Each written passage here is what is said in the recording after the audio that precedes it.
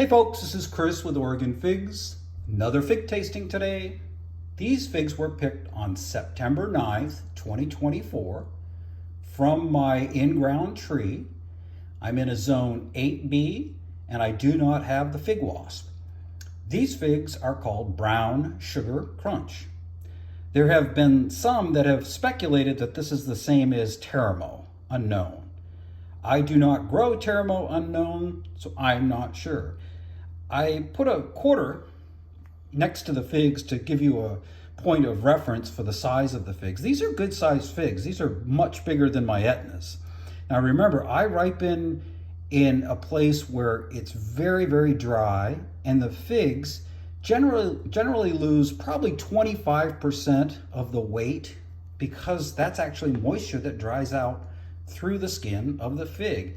So the figs here generally are 25% smaller than grown in places where there's more humidity because there isn't as much moisture in the fig. So take that for what it's worth, and now you see the size of the figs that have been drying on the tree. The smallest one in the front has turned into a little piece of candy. It's like a fig raisin. Some of them look really good. This one right here, this has the translucent neck. Beautifully ripened. Nice cracking. They all have a little bit of the translucent neck going on. This one here looks really juicy. Beautiful figs. I love this fig. It's a little different than most of my other figs. I really like the fact that it's an early fig, and I can be ripening my crop on September 9th in ground in the Pacific Northwest, in the Willamette Valley in particular.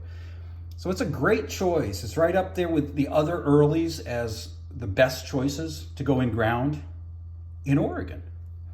All right, let's take a look at this one here. I'm really tempted to try this one first. Very, very soft. Let's give it a try.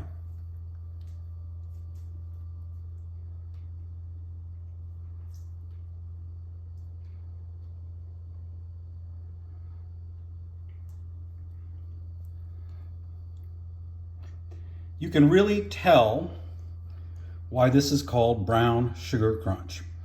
Crunch because as it dries, it has a lot of seeds and you get a lot of seed crunch. Brown sugar, as when you let it sit and ripen on the tree and start to dry, the taste is brown sugar. Let's give this one here that looks juicy a try. Boy, doesn't that look good. I don't think it's going to beat that last one though. That last one was really just the way I like them.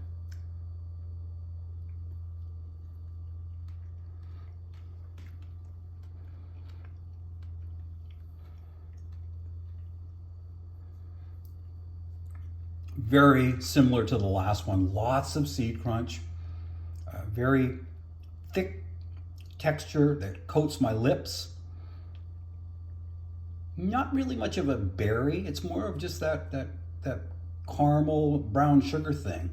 It's a sugar fig that's just ripened to perfection.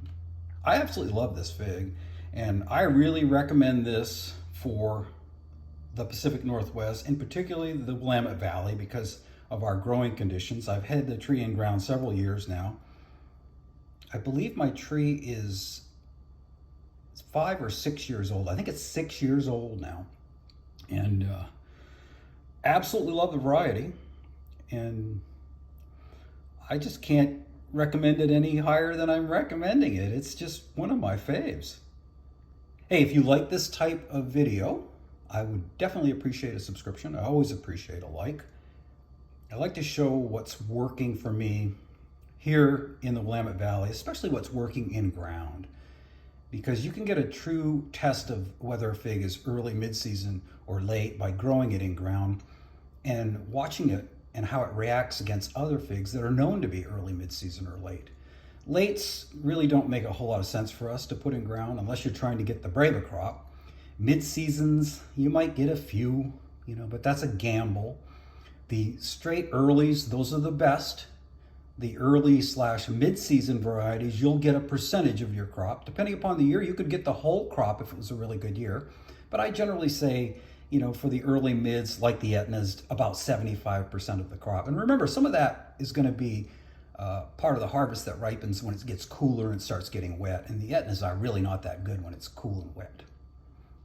Okay, hey, we'll see you on the next one. I've got a couple more coming up today. I've got my Campagnere tasting and another special visitor to the tasting room.